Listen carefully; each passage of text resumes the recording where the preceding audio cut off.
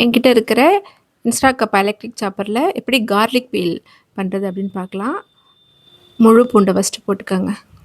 போட்டுட்டு ஒரு 30 செகண்ட்ஸ் ஓட்டினா போதும்.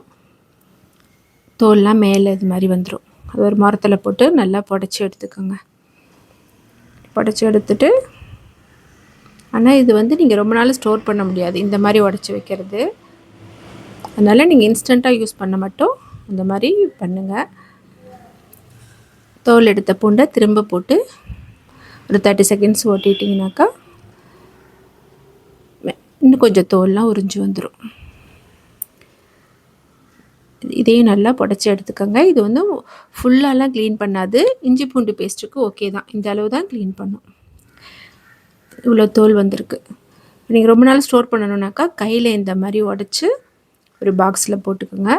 அதோட ஒரு கொட்டாங்குச்சி சில்லு போட்டு வச்சிங்கனாக்கா அது வந்து மாய்சல்லாம் உறிஞ்சிக்கிட்டு பூண்டு வந்து வீணாக போகும்.